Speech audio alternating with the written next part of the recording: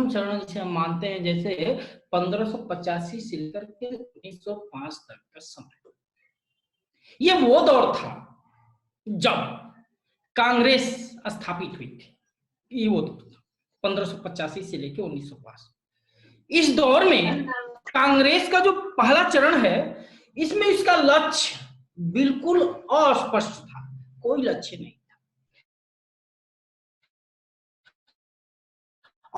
और थे 181905 तक का जो दौर है, इस समय जो आंदोलन में शामिल थे वो बुद्धिजीवी वर्ग ही केवल शामिल थे। मध्यम वर्गीय बुद्धिजीवी वर्ग ही प्रतिनिधित्व इसे कर रहे थे। अब हम बात करते हैं, और ये जो वर्ग थे ये पश्चिमी सभ्यता से ज्यादा प्रभावित थे, ठीक है, और इसीलिए वही वाला उदारवादी, वही अतिवादी विचारधारा को लेकर ये प्रभावित थे और उसी को लेकर चल भी रहे थे। बिल्कुल लक्ष्य कुछ नहीं था इसमें, ध्यान रखिएगा, प्रथम चरण में बिना लक्ष्य से काम कर रहे थे। अब हम आते हैं दूसरे फेज में। दूसरा फेज यानी कि द्वितीय चरण 1905 से लेके 1919 का दौर। इस दौर आते जब ये दौर में प्रवेश करते हैं, इस दौर में कांग्रेस काफी परिपक्व हो जाती है, काफी ज्यादा। का लक्ष्य और उद्देश्य दोनों ही स्पष्ट हो जाते हैं कि हमें करना क्या है। इस दौर में आते हैं और इसी दौर में कांग्रेस इस मंच से भारतीय जनता के, जो भारत के लोग हैं, उनके सामाजिक, आर्थिक, राजनीतिक, सांस्कृतिक विकास के लिए प्रयास करना प्रारंभ कर देती है इस दौर में। इसी दौर में अगर हम बात करें तो ये इसी दौर में ये अपना लक्ष्य स्वराज निर्धारित करती है कांग्रेस। इसी दौर में यानी जो सेकेंड फेज आता है उसी में स्वराज अपना लक्ष्य निर्धारित करते हैं। और इसमें हाँ, इस दौर में एक चीज और, इस दौर के अंत कह सकते हैं, इस दौर में एक और चीज देखने को मिलता है, क्रांतिकारी गतिविधियां। एक और अलग ग्रुप कह सकते हो, गुट कह सकते हो, अलग गुट था जो क्रांतिकारी गतिविधियां और कह सकते हो आप उग्रवादी गतिविधियों पर ज्यादा विश्वास करता था। इस दौर में ये भी एक अलग ही क्रेज बना हुआ था। तीसरा चरण पर हम आते हैं। तीसरा चरण है 1919 से लेकर देश आजाद होने तक 1947। इस दौर को हम गांधी युग के भी नाम से जानते हैं। आपको लोगों को कि गांधी जी का भारत में प्रवेश 1915 में होता है। दक्षिण अफ्रीका के आंदोलन के बाद वहां वापस आते हैं यहाँ पर। इस समय गांधी जी जैसा अनुकूल माहौल भी बनता है। रीजन ये रहता है कि दो प्रमुख लीडर जो थे उनकी डेथ हो जाती है, उनकी मृत्यु हो जाती है। गोपाल कृष्ण गोखले, फिरोज शाह मेहता जैसे बड़े नेता की मौत हो जाती है, वो स्थान खाली हो जाता है और उस स्थान को भरते हैं गांधी जी। इस दौर में कांग्रेस ने अपना लक्ष्य बनाया। लक्ष्य ये था डोमिनियन स्टेट्स और पूर्ण स्वराज।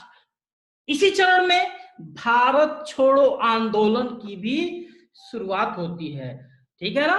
भारत और इसी दौर में भारत को स्वतंत्रता की प्राप्ति होती है, ठीक है। क्लियर हुआ? आगे बढ़ते हैं। हमने अभी अभी चर्चा किया, क्या ये जो अगर हम बात करते हैं तो क्या ये आसानी से उपलब्ध हो गया? क्या आसानी से? या एक बात हम पूछना चाहते हैं, क्या पूरे देश एकजुट हो आसानी से हो गया? या बिना एकजुट हुए तो स्वतंत्रता मिल नहीं सकती थी? पता ही होगा आप लोगों को। लोगों के अंदर जब तक राष्ट्रीय भावना जागृत नहीं होगी तब तक तो स्वतंत्रता मिल नहीं सकता।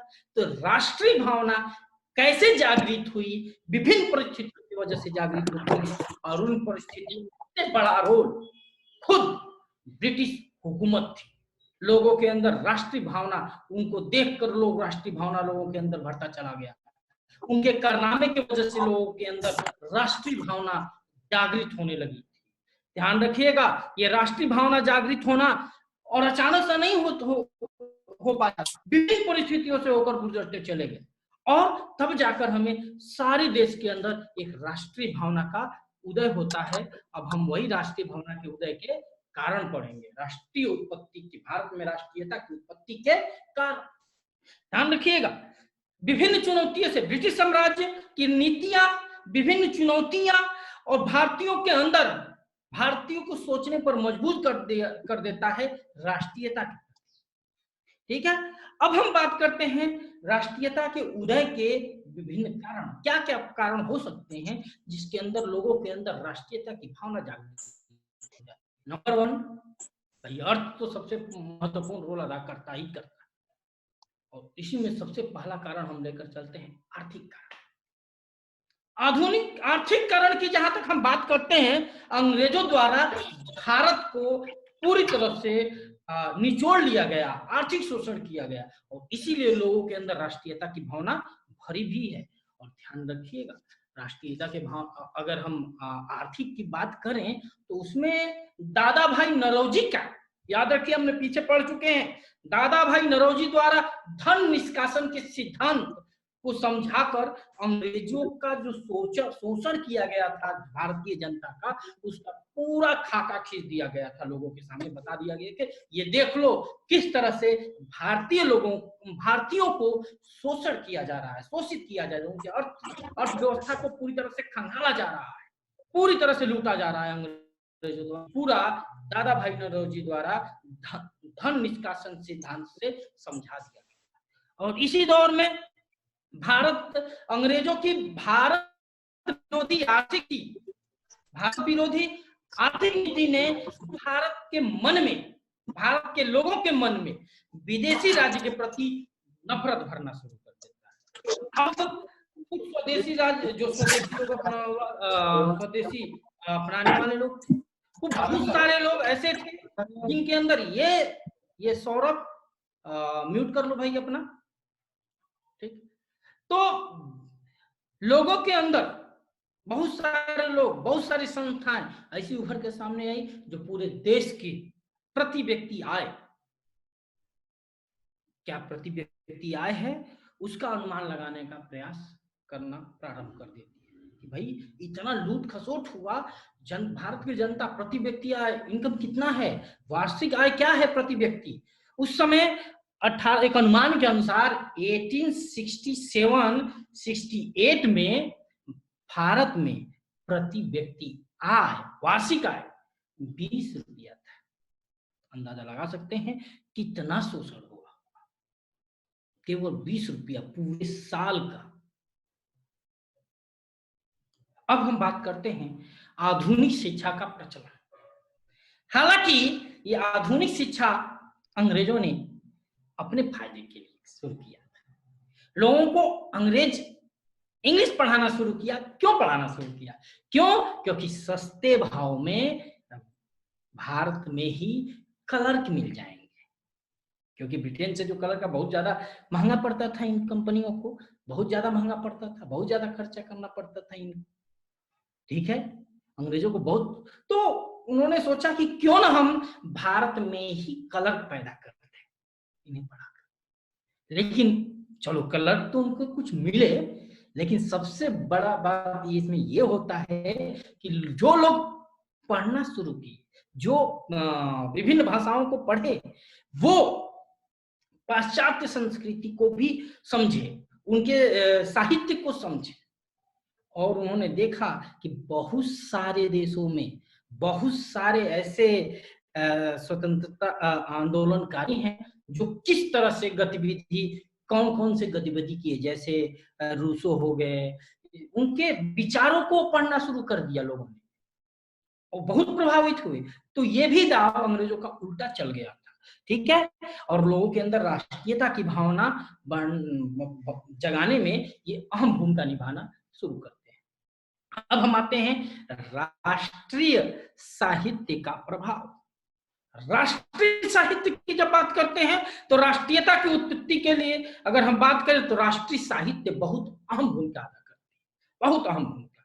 इसी में अगर हम बात करें तो आधुनिक खड़ी बोली के पितामह कहे जाते हैं भारतेंदु हरिश्चंद्र, और उन्होंने 1876 में 1876 में एक नाटक लिखा था भारत दुर्दशा। उसमें पूरा आईना दिखाते हैं कि देखो ये भारत में क्या स्थिति है, क्या दुर्दशा हो रही है, ये सारा दिखाया लोगों। और ये सब देखकर लोगों के अंदर आक्रोश जागृत हुआ, लोग आक्रोशित हुए ब्रिटिश हुकूमत के खिलाफ, लोगों के अंदर एकजुटता बढ़ने लगी थी। और यही नहीं, केवल हिंदी नहीं, केवल अगर हम कहें कि केवल हिंदी ही भाषा के जो साहित्य है वही लोगों के अंदर राष्ट्रीयता भावना जागृत की, नहीं, ऐसा नहीं है। उर्दू हो गया, जैसे उर्दू में मोहम्मद हुसैन, हुसैन आली, बंगाली में भी बंकिम चंद्र चटर्जी वगैरह, ठीक है। उसी तरह मराठी में चिपलुणकर, उसी तरह से गुजराती में नर्मद, तमिल में सुब्रमण्यम इत्यादि जो भारतीय थे, उनकी रचना देश प्रेम से ओतप्रोत लोगों के अंदर राष्ट्रीयता की भावना को भरा। अब हम बात करते हैं आधुनिक समाचार पत्रों का।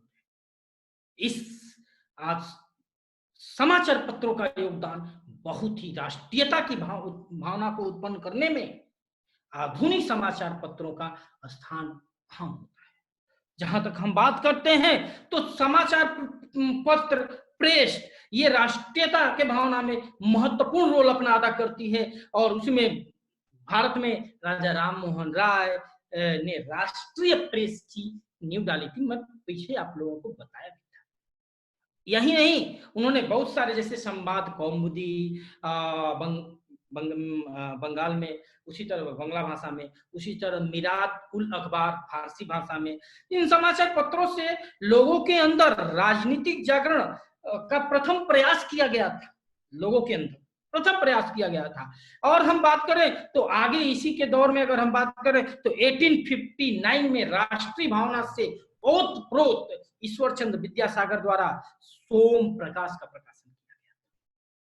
यही नहीं, आगे चलकर अमृत बाजार पत्रिका, हिंदू पायनियर, ये हिंदू पायनियर, ये सारा क्या थे, लोगों के को कि राष्ट्रीय भावना को झकझोरा, लोगों के अंदर राष्ट्रीय भाव था, उसको जगाया गया था। अब हम बात करते हैं परिवहन तथा संचार साधनों का विकास। ध्यान रखिएगा, परिवहन और संचार साधनों का भी अहम रोल था। और परिवहन में अगर हम बात करें तो रेल, परिवहन और संचार में रेल, डाक, तार, ये सारे जो साधन थे, इन साधनों का जब विकास हुआ तो भारत की राष्ट्रीयता की जड़ें मजबूत हुई। और रेल ऐसा था जो पूरे भारत को एकजुट कर दिया। याद रखिए, आज भी ये रेल जो है वो राष्ट्र, अगर हम बात करते हैं राष्ट्रीय भावना, पूरे भारत को एकीकरण को दर्शाता है। ये रेल बहुत ही अहम रोल है। और ये रेलवे मुख्य भूमिका निभाई इसमें, ठीक है। बहुत सारे, जैसे कार्ल मार्क्स ने कहा रेलवे राष्ट्रीयता के उत्थान में सहायक सिद्ध हुई। बहुत सारे लोगों ने साथ दिया था रेलवे को लेकर, बहुत। इसके बाद हम आते हैं परिवहन के बाद भेदभावपूर्ण नीति। अंग्रेजों द्वारा प्रत्येक भारतीयों के साथ हर क्षेत्र में भेदभाव नीति अपनाया गया।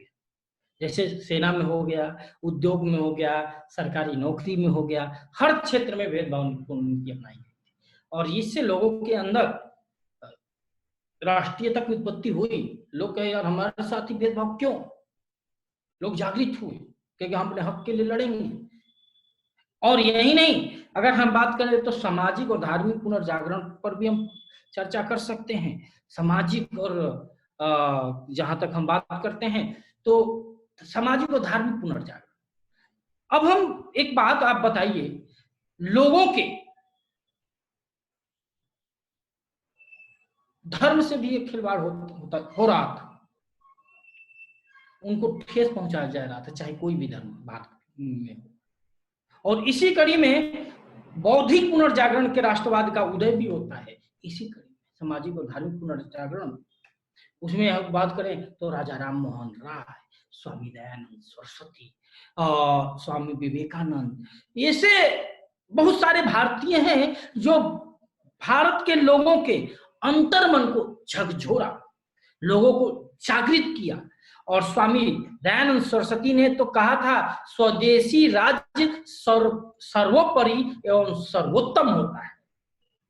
उसी तरह स्वामी राम तीर्थ ने कहा था मैं शरीर भारत हूं और सारा भारत मेरा शरीर है। इसी से लोग इन सबको सुन करके लोगों के अंदर राष्ट्रीय भावना जाती है। अब हम बात करते हैं राजनीतिक कारण। राजनीतिक कारण भी इसमें अहम रोल अदा करता है। जैसे राजनीतिक कारण में अगर हम चर्चा करें, अगर हम राजनीतिक कारण को देखें तो भारत में जब अंग्रेज यहाँ आते हैं तो उस समय बिल्कुल एकीकरण का अभाव था, बिल्कुल एकीकरण। अब ध्यान रखिए, जब मुगल बादशाह औरंगजेब के मृत्यु के बाद तो भारतीय राज्य की जो सीमाएं थीं वो पूरी तरह से छिन्न भिन्न हो चुकी थी, बहुत सारे उसमें विभाजन हो चुका था। अंग्रेज क्या किए, जब अंग्रेजी राज स्थापित हुआ तो एक नया युग का उदय होता है, भारत का पुनः राजनीतिक एकीकरण हो जाता है इसी बात, और इसी के परिणाम स्वरूप राष्ट्रीयता के उदय में सहायक ये सिद्ध होता है। ठीक है, अब हम बात करते हैं लॉर्ड लिटन का प्रतिक्रियावादी नीति। अब लॉर्ड लिटन की चर्चा क्यों करते हैं, क्योंकि लिटन जो है वो प्रतिक्रियावादी कार्य बहुत ज्यादा किया, बहुत सारे क्षेत्रों में किया, जैसे दिल्ली दरबार का आयोजन, वर्नाकुलर प्रेस एक्ट, उसी तरह से आर्म्स एक्ट, इसी तरह से आईसीएस की जो परीक्षा है उसमें जो एज है 21 से घटा करके 19 वर्ष कर देना, इस तरह से द्वितीय आंग अफगान युद्ध, इस तरह से लोगों के अंदर राष्ट्रीयता का उदय का एक मार्ग उन्होंने बना दिया। लोग सोचने पर विवश हो गए, आखिर हिंद वर्नाकुलर प्रेस एक्ट में क्या हुआ था, देसी भाषाओं पर यह लागू किया गया था, वही इसे उत्पीड़ित थे। आर्म्स एक्ट क्यों लाया गया था, क्या अंग्रेजों के लिए क्या नाम है और हथियार रखना बंद कर दिया गया था, इसमें रोक लगाया गया था? नहीं, ये भारतीयों के साथ किया गया। यही नहीं, ये आईसीएस परीक्षा की आयु 21 से 19 करने का रीजन क्या था, भारतीयों को इस परीक्षा में जाने से रोकना। और यही लोगों के अंदर समझ में आने लगा था धीरे धीरे कि नहीं भाई, अगर हमें अंग्रेजों के बराबर अधिकार पाना है या अंग्रेजों को यहाँ से भगाना है पड़ेगा, अगर वो भगाएंगे तभी जब हम सब एक हो सकते हैं। ठीक है, तो इस तरह से राष्ट्रीय भावना की उत्पत्ति होना प्रारंभ होता है। अब हम बात करते हैं इल्बर्ट बिल विवाद। इल्बर्ट बिल विवाद की चर्चा इसलिए करना पड़ रहा है, याद करिए इल्बर्ट बिल विवाद के बारे में हम पीछे पढ़े हैं, लॉर्ड लिटन के टाइम में हुआ था। और इसका मुख्य इसमें क्या था कि भाई जो भारतीय न्यायाधीश हैं वो यूरोपीय अपराधी हैं, उनकी भी फैसला सुन सकते हैं, उनके पर भी फैसला अपना थोप सकते हैं, उनके पर भी अपना क्या नाम है उनको अधिकार था कि उनके ऊपर भी फैसला सुनाया जा सके, उनको जेल में डाला, उनको सजा दे दिया जा सकता है। अब जितने भी यूरोपीय थे सारे एकजुट, यानी ब्रिटिश हुकूमत के जितने भी थे सभी एकजुट में इसका निंदा की, एकजुट। अब भारतीय और मजबूरी में इतना आलोचना किया गया कि मजबूरी में इसको बदलना पड़ा वायसराय। अब भारतीयों के अंदर भी अब ये दिखने लगा कि भाई ये तो एकजुट हो जा रहे हैं, हम कब एकजुट, ये अपने हक के लिए तो एकजुट हो गए, हम कब हो गए। इस तरह से जब तक उन्होंने कहा कि जब तक हम एकजुट नहीं होंगे तब तक हमें न्याय नहीं मिल सकता, और संगठित आंदोलन ही हमें क्या नाम है स्वतंत्रता दिला सकती है। अब हम बात करते हैं भारत के अतीत की खोज। भारत की अतीत की खोज की अगर हम चर्चा करें तो आप याद रखिए कि भारत के अतीत की खोज में अगर हम ध्यान दें तो अनेक भारतीय जो है ये अंग्रेजों के उत्पीड़न से इतना त्रस्त हो चुके थे कि ये खुद मानने लगे थे कि खुद मानने लगे थे ये कि भाई अब हमारे अंदर हम ऐसे काबिल नहीं है, अंग्रेजों जितना काबिल नहीं है कि हम सत्ता चला सकें। और रही सही कसर अंग्रेज अधिकारी और अंग्रेज लेखक ने पूरा कर दिया। वो क्या करने लगे, वो कहने लगे कि ये भारतीयों की बस की बात नहीं है सत्ता चलाना, ये खुद एकजुट नहीं होंगे तो सत्ता क्या चलाएंगे, ये आपस में ही लड़ते रहते हैं, ठीक है ना, ये धर्म के नाम पर लड़ेंगे, जाति के नाम पर लड़ेंगे, समुदाय के नाम पर लड़ेंगे, लड़ते रहेंगे, इनके बस की बात नहीं है, सत्ता चलाना बिल्कुल इनके बस की बात नहीं है। अब इतना ज्यादा प्रसार इस बारे में करने लगे, अंधेरे की तरफ ढकेलना शुरू कर देते हैं भारत की जनता। कुछ राष्ट्रवादी लोग इसका जवाब देना शुरू किया। जो राष्ट्रवादी लोग हैं, नेता हैं, वो जनता में आत्मसम्मान, आत्मविश्वास लाने के लिए प्रयत्न शुरू कर दिया और वो दौड़ दिखाना शुरू किया जब भारत की संस्कृति उन्होंने ले जाना शुरू कर दिया कि देखो हमारी संस्कृति क्या है। हमारे ही देश में अगर हम बात करें तो हमारे देश में अशोक जैसे राजा हुए, चंद्रगुप्त विक्रमादित्य जैसे राजा हुए, अकबर जैसे राजा हुए, जो पूरे देश को एकीकरण करके चलाए भी है और बहुत आराम से चलाए। लेकिन देखो, और यहाँ पर इन शासकों द्वारा विद्वानों को शरण देना, जो कला को देना, स्थापत्य, साहित्य, दर्शन, सबके बारे में लोगों को बताया कि देखो हमने क्या किया। लेकिन दुर्भाग्यपूर्ण कुछ ऐसे लोग भी आए यहाँ पर जो राष्ट्रवादी नेता, जो दूसरे छोर की तरफ चले गए। दूसरे छोर की तरफ मतलब कि जो अतीत की कमजोरियां है उसको छुपाया गया। पूरी अतीत में जो कमजोरियां, जो हम जिसके वजह से हम गुलाम बने, उसको छुपाया गया। लोगों के अंदर भाई कहा गया कि भाई जो कुछ है वो क्या नाम है, इतना ज्यादा महिमा मंडित किया गया। बीच के जो मध्यवर्गीय में अगर हम बात करें मध्यकालीन भारत के इतिहास, तो उसको बिल्कुल छोड़ दिया गया कि ये तो हमें लूटे। जैसे कि अगर हम बात करें तो मेडिवल हिस्ट्री, अगर हम सल्तनत काल और मुगल काल को ये छोड़ दिए, इससे क्या हुआ, हिंदुओं में सांप्रदायिकता भावना जागृत, और एक तरफ जब जागृत हो गए तो स्वाभाविक सी बात है दूसरी तरफ भी जागृत होना तय है। जो इसके कारण जो जब हिंदुओं में सांप्रदायिक भावना का विकास हुआ तो मुसलमानों में भी होना स्वाभाविक है।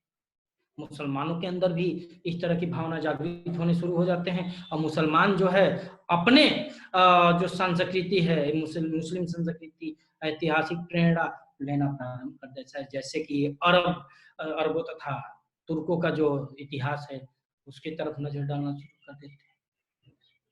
हालांकि बाद में ये एकजुट होते हैं, लेकिन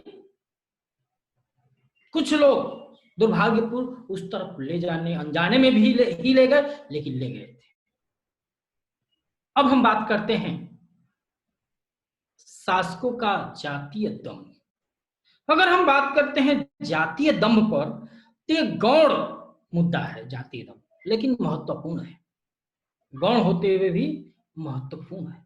इसका रीजन ये है कि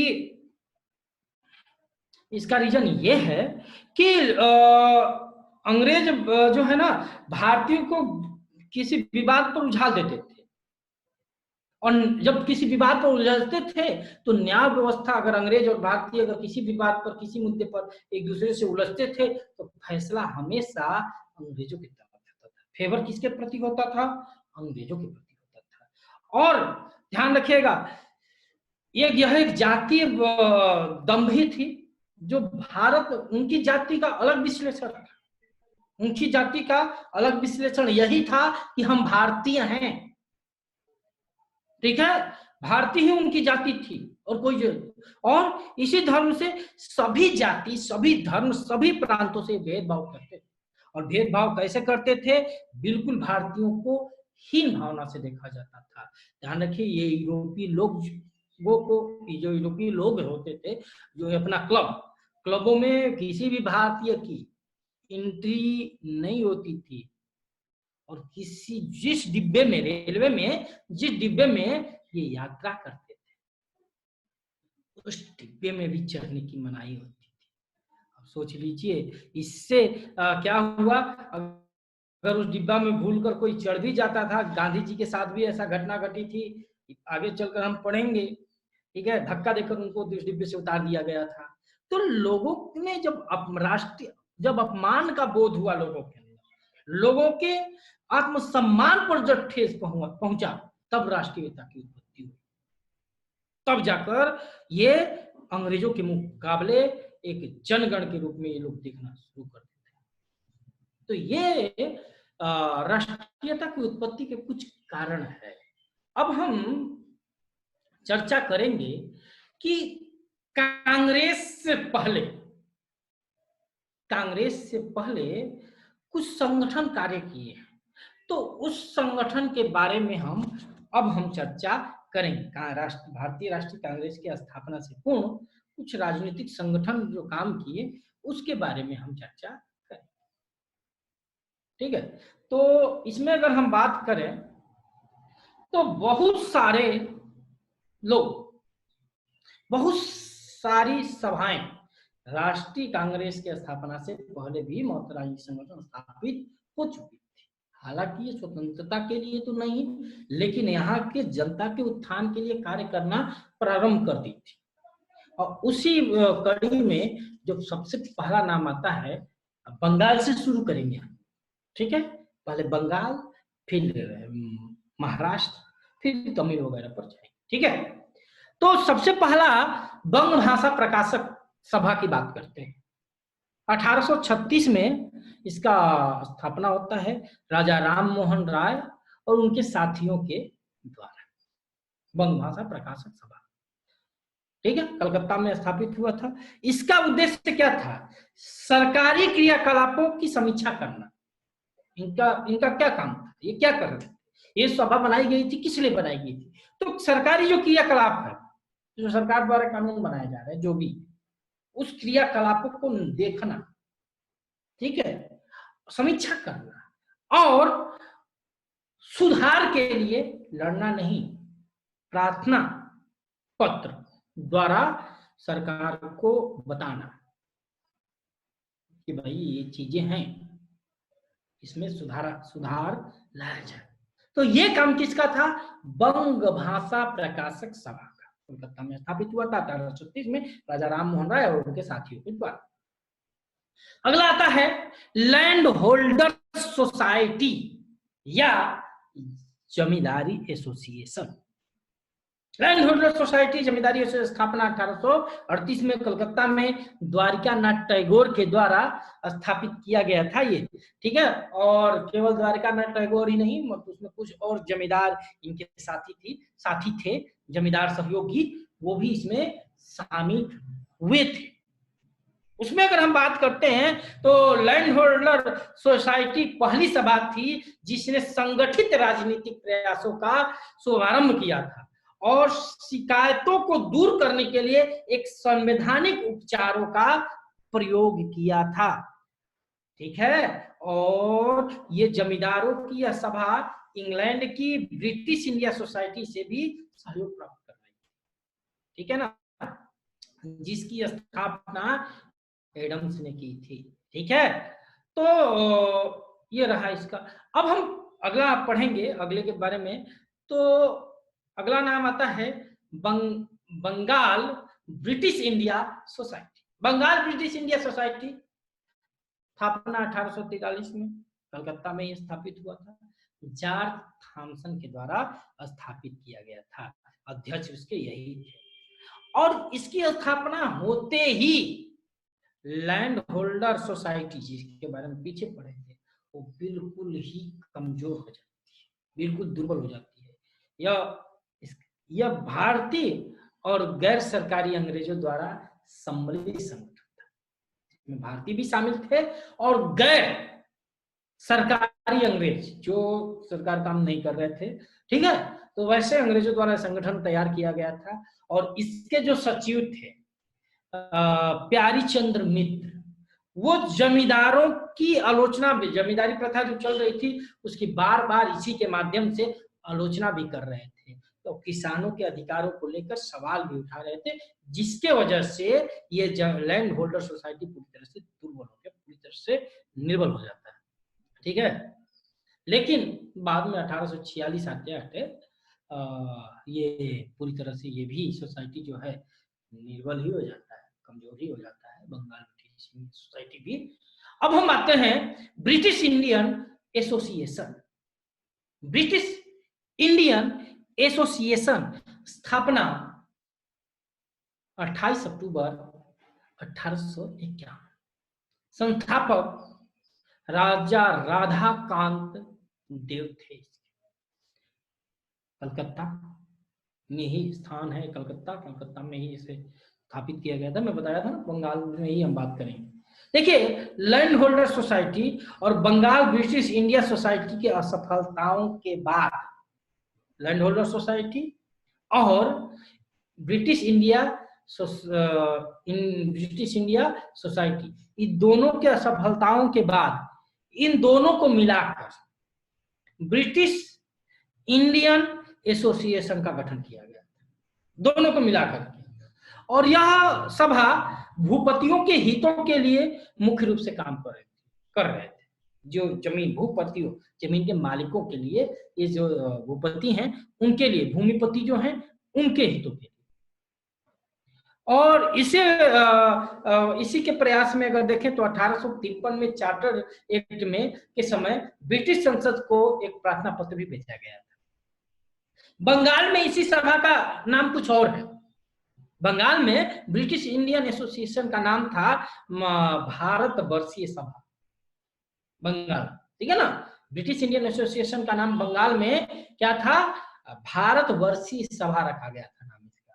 और राजा इसके थे, इसको जो यहाँ चला रहे थे बंगाल में, यही राधाकांत देव जी थे जो चला रहे थे, इसके अध्यक्ष थे, ठीक है। ये जो है भारतीय जमींदारों के अलावा व्यापारी, नए बुद्धिजीवी लोग ये सारे लोग इसमें शामिल थे। और ये लोग, ये जो संगठन है, नील विद्रोह की जांच के लिए आयोग बैठाने की मांग किए, बहुत सारे ऐसे काम किए।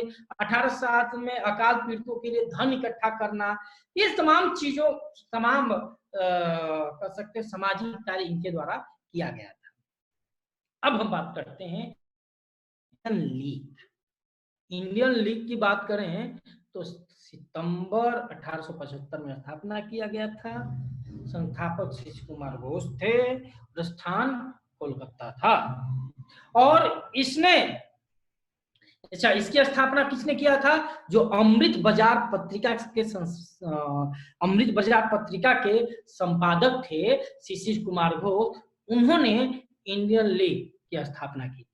इसका उद्देश्य, प्रमुख उद्देश्य ये था कि लोगों के अंदर राष्ट्रीय भावना का विकास करना, ठीक है, और राजनीतिक शिक्षा के लिए प्रोत्साहित करना। ये इंडियन लीग सोसाइटी का, इंडियन लीग का प्रमुख कार्य था।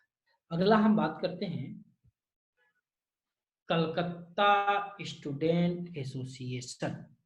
कलकत्ता स्टूडेंट एसोसिएशन स्थापना 1875 में किया गया था, ठीक है। आनंद मोहन बोस के द्वारा कोलकाता में ही किया गया था। और आनंद मोहन बोस के साथ बाद में इस संगठन में सुरेंद्र नाथ बनर्जी आ जाते हैं। जब सुरेंद्र नाथ बनर्जी संगठन में आते हैं तो पूरा माहौल ही चेंज हो जाता है। और ध्यान रखिएगा, छात्रों का इस संगठन में जब ये शामिल होते हैं तो सुरेंद्र नाथ बनर्जी को छात्रों का बेताज बादशाह भी कहा गया, ठीक है। अगला हम पढ़ते हैं इंडियन एसोसिएशन। स्थापना 26 जुलाई 1876। संस्थापक सुरेंद्र नाथ बनर्जी और आनंद मोहन बोस, कोलकाता स्टूडेंट एसोसिएशन के ही लोग इसमें शामिल किए गए थे, ठीक है। और कलकत्ता में एल्बर्ट हॉल में इसको स्थापित किया गया था बकायदे। ध्यान रखिएगा, इंडियन लीग की स्थापना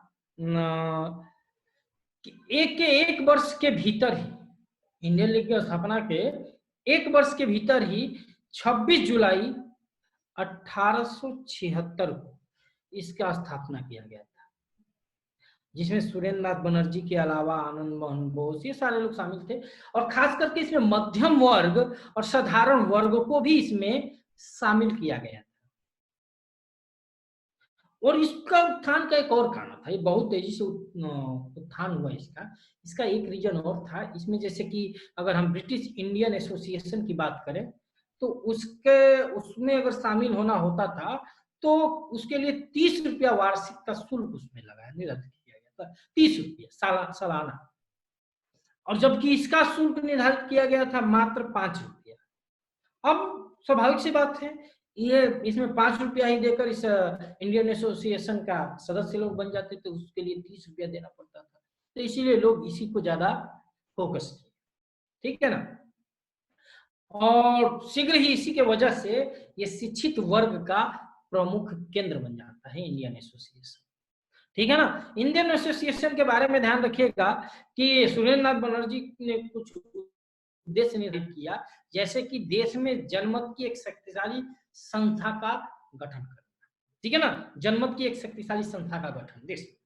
दूसरा, सामान्य राजनीतिक स्वार्थों के आधार पर भारतीयों का सूत्रबद्ध करना, भारतीयों को सूत्रबद्ध करना। तीसरा, हिंदू और मुसलमानों के बीच मैत्री भाव स्थापित करना।